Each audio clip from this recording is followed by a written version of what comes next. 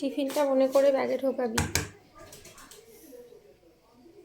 কেমন হয়েছে ভাজা? ঘি দিয়ে আলু পেঁয়াজ কুলি ভাজা দিয়ে সকাল সকাল গরম ভাত।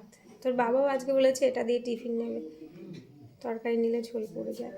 জল নিসনি গ্লাসে? হ্যাঁ ঠিক আছে, খেয়ে নাও।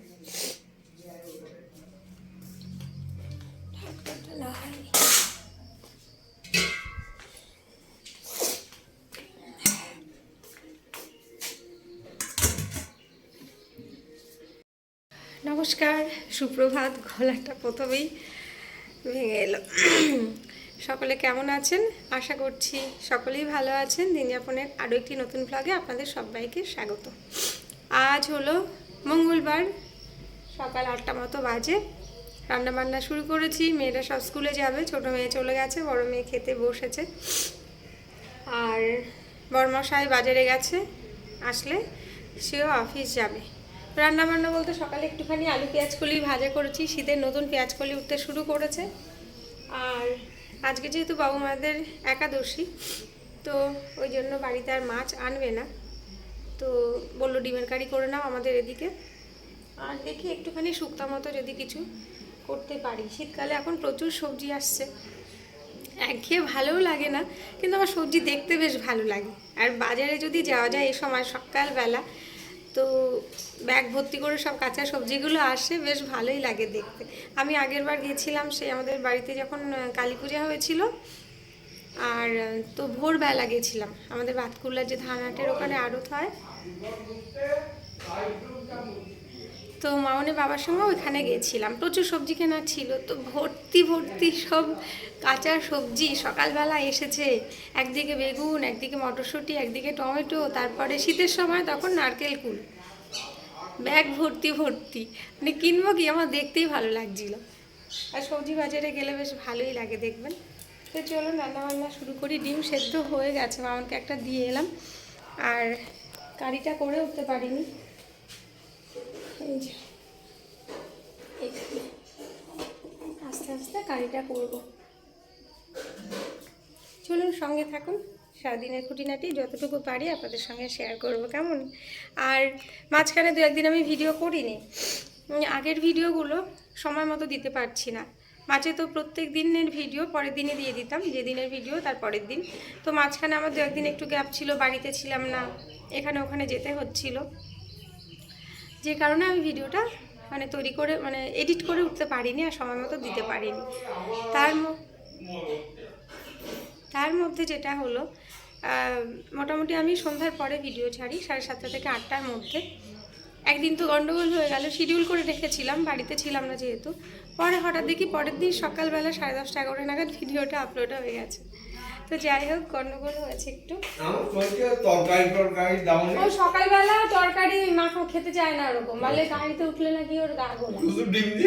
না না, আলু পেঁয়াজ কলি ভাজা, হাতের মধ্যে ঘি নিয়েছে আর ডিম সেদ্ধ। সকালবেলা একটু সেদ্ধ সেদ্ধ ওইসব দিয়েই খায়।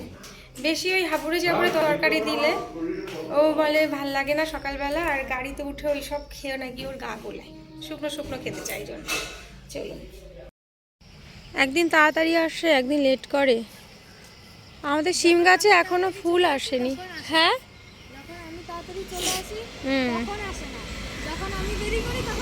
হ্যাঁ, একদিন চুল বাঁধতে বাঁধতে চলে আসে। আমার আবার ওদিকে দেরি হয়ে যাচ্ছে রান্না। শিম গাছে এখনো একটা ফুলও আসেনি। কোথায় উঠেছে দেখ, সজনে গাছের মাথায় উঠেছে। ওপর থেকে তো শিম পাড়া মুশকিল হয়ে যাবে এবার। কই মা গো, তো কাঁচা কলার মোচা খায় না কেউ, তেতো হয় বলে। এখানে সব কটাই কাঁচা কলা, মানে কাঁচকলা যেটাকে বলে। ঠান্ডা লেগেছে, সকাল থেকে হাঁচি হাঁচি করতেই আবার অবস্থা খারাপ। এই যে হালকা ঠান্ডা পড়া শুরু হয়েছে, এখন আসছে না। কালকে রাতেই শীতের চাদর বের করে ফেলেছি, ঠান্ডা লাগছিল এত।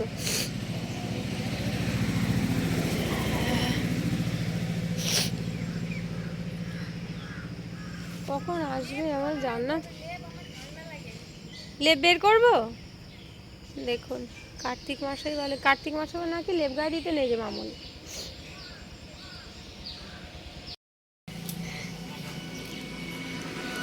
ওই ধর। ওরে বাবা, কেন? কি ভারী ভারী, আমি বেঁকে যাচ্ছি একদিক থেকে আরেক দিকে তোর ব্যাগ নিতে গিয়ে। এত ভারী হয় কেন?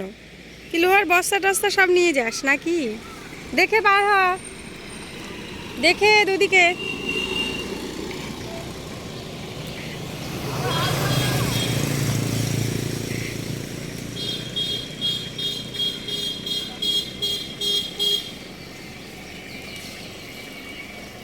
আগের দিন ওরা হাত নাড়িয়েছে, আমি খেয়াল করিনি।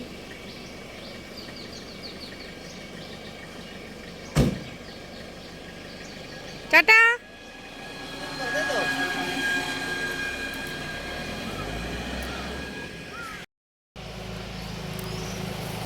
মামুন বলছে আজকে তোমাকে ক্যামেরা হাতে দেখেই ওরা হাই করবে, দেখো।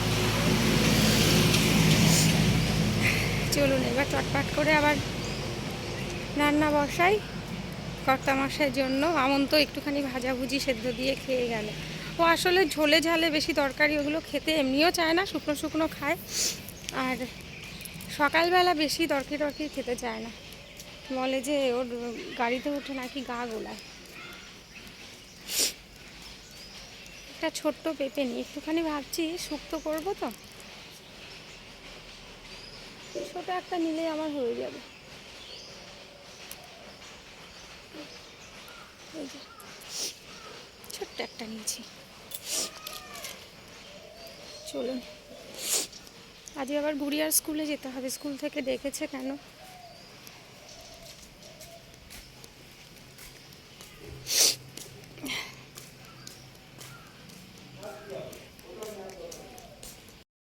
না আমার হয়ে গেছে, এই যে বাসনপত্র সব বেসিন ভর্তি, এগুলো মাজবো। আর আজকে রান্না তো করেছি ডিমের কারি, চলুন আপনাদের একটুখানি দেখিয়ে নিই। আর সকালবেলা তো মামুনকে সেদ্ধ ডিম দিয়েই দিয়েছি, তখন কারিটা হয়নি। আর ও কারি ওরকমভাবে সকালে তো খেতেও চায় না। একটা তুলে দেখাই, হ্যাঁ এরকম দেখালে মনে হয় একদম রসগোল্লার মতো টুক করে তুলে মুখে দিয়ে দিই, তাই না? তো এই হচ্ছে ডিমের কারি করেছি, আর একটুখানি করেছি আজকে শুক্তো। শুক্তো বলতে ওই দুধ শুক্তো আর কি।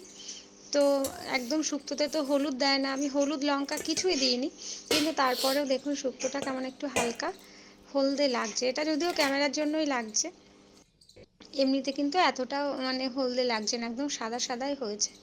তো এই হচ্ছে রান্না বান্না। সকালে তো ওই আলু পেঁয়াজ কলি ভাজা আছে একটু, সারাদিন এই থেকে যাবে। বাড়িতে তো মেয়েরা নেই, আমি সারাদিন, বাবুমা তো খাবে না আজকে আমাদের এদিকের। তো গ্যাসও মোছা হয়নি, সমস্ত কিছু পরিষ্কার করব। আর এদিকে ওই সবজি কাটা যে কুটনোগুলো ছিল একটুখানি ওগুলো পরিষ্কার করে নিই, তারপর আজকে আবার যেতে হবে মেয়ের স্কুলে। তো চলুন চটপট করে কাজ সেরে নিই। এই যে গ্যাস মোছা হয়ে গেছে, বাসনপত্র সব মেজে নিয়েছি, শুধু কড়াই আর প্রেসার কুকারটা রেখেছি, কারণ এগুলো ওই তারের জালি দিয়ে কড়াই না মাজলে দেখি তেল কাজটা উঠছে না। লাইটটা অফ করে যায়, শুধু শুধু জ্বলবে। চলুন স্টেজগুলো ফেলে আসি। পেছন দিকটা একটু পরিষ্কার করেছি সেদিন আবার রান্নাঘরটা, প্রচুর পাতা ভর্তি হয়েছিল, দীর্ঘদিন ঝাড়টার দেয় না, সেদিন মাসিমাকে বলাতে দিয়েছে। আগে প্রত্যেক দিনই এসে দিত, এখন আর দিতে চায় না রোজ। আর তাছাড়া কী বা করবে, এত জায়গা চারিদিকে যদি পাতা পড়ে থাকে, বয়স্ক মানুষ, আমাদের একদিন দিলেই কোমরের হাল খারাপ হয়ে যায়। এই যে উনানটা ঠিক করেছে, এগুলো আর করেনি। এ বাবা, এ তো রান্নাঘরের সব ইয়েগুলো ভেঙেই গেছে, বাঁশখুঁটি। এই যে নিচ থেকে ঘুম ধরে সব ভেঙে গেছে, এগুলোরও অবস্থা খারাপ প্রত্যেকটার। কখন না রান্নাঘর ভেঙে পড়ে নুন নুন করে, দেখুন প্রত্যেকটা খুঁটি নিচ থেকে ঘুম ধরে পচে গেছে, ঘুম ধরে গেছে আর কি ওই পোকায়, ওই জন্য ভেঙে ভেঙে যাচ্ছে। তো রান্নাঘর যে কোনো সময় দুমড় করে ভেঙে পড়বে মনে হয়। ভেবেছিলাম একটু ঠিকঠাক করবো, শীতকাল আসছে, একটুখানি রান্না বান্না করা যাবে।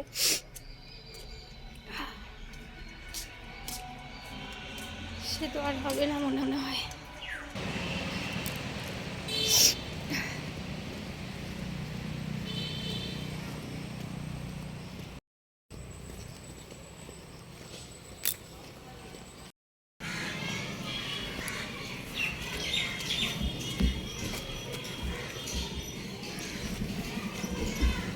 খুঁজছে ওর সাথী কোথায় গেল। ওই যে মা, ওর মা দেখ ওইদিকে, যা যা যা।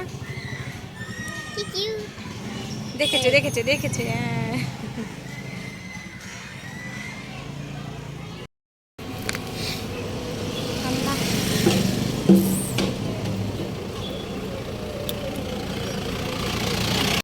চেষ্টা পেয়েছিল। এটা কি জল শেষ করে আবার জল ভরেছো, না বাড়ির জলটাই? বাড়িরটাই। ঠিক আছে, তুমি ব্যাগটা নিয়ে উপরে যেতে পারবে? যেতে পারবে না? চেষ্টা করে পারবে। আমি তো জলের বোতল, টিফিন বক্স সব বের করে নিয়েছি।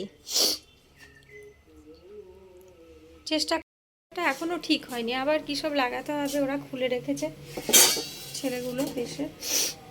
এখন ওই বারবার স্নানের জল নিচ থেকে, মানে গরম জলটা নিচের থেকে গ্যাস থেকে গরম করে নিয়ে যেতে হচ্ছে। সকালে একবার মামনের জন্য নেওয়া হলো, তারপর আমি নিলাম, এখন আবার গুড়িয়ার জন্য নিয়ে যেতে হবে। ইন্ডাকশানটাও খারাপ হয়ে আছে, মানে অনেক দিন ব্যবহার করা হয়নি। আর এইসব ইলেকট্রিক সব জিনিসপত্র আর কি, মেশিনগুলো বিশেষ করে কিছুদিন ব্যবহার না করা হলে দেখি কেমন অকেজো হয়ে যায়। বাবা সেদিন দেয়নি না রে ওটা দোকানে, এর মধ্যে একদিন বের করে দিলাম যে দোকানে দিয়ে দেখো, নাহলে বারবার করে কবে গিজার ঠিক হবে। এই পুরো শীতকালটা নিচ থেকে জল টেনে টেনে নেওয়া হয় সিঁড়ি ভেঙে। আর আমাদের সিঁড়িগুলো হচ্ছে খাড়া, নিচের সিঁড়িগুলো, মানে এগুলো ঢালাইয়ের সিঁড়ি না তো, দুটো করে মানে দুটো না কটা করে ইট গেঁথে গেঁথে সিঁড়ি, অনেক পুরনো। মানে তখনকার দিনে তো অত ইঞ্জিনিয়ারদের সঙ্গে পরামর্শ করে, বা তখন ছিল কোথায় এত ইঞ্জিনিয়ার, অনেক আগের বাড়ি তো, ওই রকমভাবে ইট দিয়ে সিঁড়ি করা, যে কারণে বেশ উঁচু সিঁড়ি। ওপরে দোতলা থেকে তিনতলা যাওয়ার সিঁড়িটা যে, সেটা আবার পাতলা পাতলা, বেশ ছোট ছোট সিঁড়ি। আর এইটা হাঁটতে মানে হাঁটু ব্যথা হয়ে যায়, যে আসে সেই বলে কি উঁচু সিঁড়ি। পানি ফল খাবে এখন, মামন একটুও ভালোবাসে না, গুড়ি আবার দেখি পানি ফলটা বেশ পছন্দ করে। সব জিনিসই খেতে হয় তাই না মাম্মা, বলো? সব কিছুই খেতে হয় একটু একটু। কোথায় গেলে তুমি? হাত ধুয়েছ? সামনের দাঁত এখনো ওঠেনি, 2-2.5 মাস হয়ে গেল। আমি একটু ভয়ই পাচ্ছিলাম যে এত দেরি কেন হচ্ছে, কারণ নিজেদের ছোটবেলার কথা ভুলে গেছি। মামনেরও যে কি হয়েছে ছোটবেলায় আমার এত মনে নেই, যে এত দেরি করে উঠেছে কিনা দাঁত। তারপরে গুগল সার্চ করলাম যে বাচ্চাদের দাঁত পড়ে গেলে কতদিনে ওঠে, বা কতদিনের মধ্যে ওঠা স্বাভাবিক।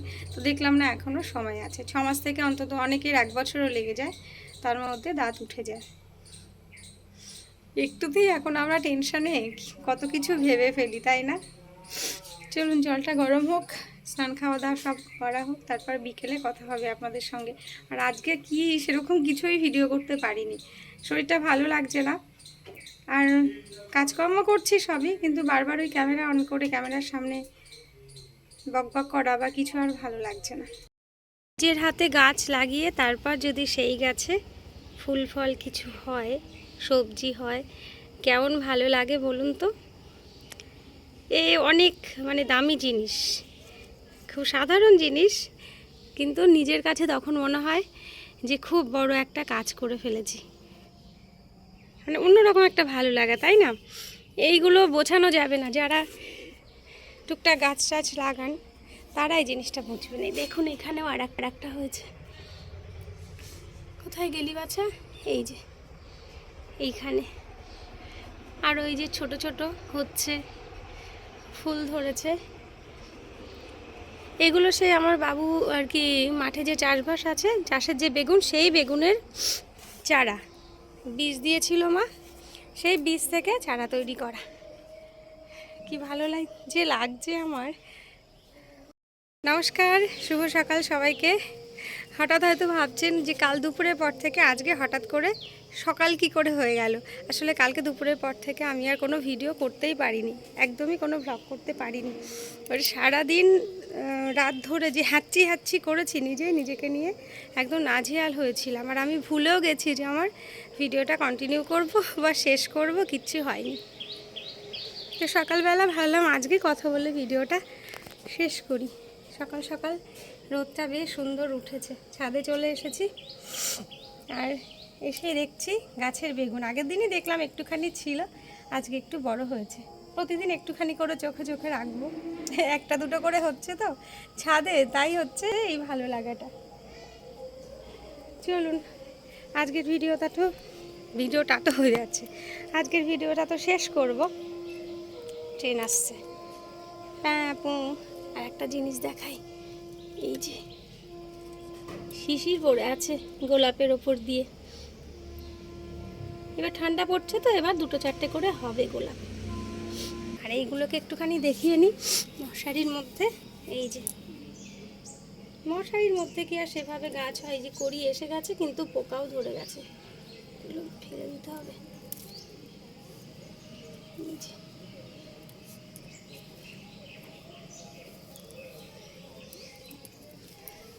আর গোলাপগুলোরও পাতা মনে হচ্ছে পোকাতে খেয়েছে। চলুন এটুকুই আজকে এখানেই শেষ করি, না হলে পরের ব্লগটা আবার শুরু করব কখন। সকলে ভালো থাকবেন, সুস্থ থাকবেন। খুব তাড়াতাড়ি আসছি পরের ব্লগটা নিয়ে। এখনকার মতো টাটা।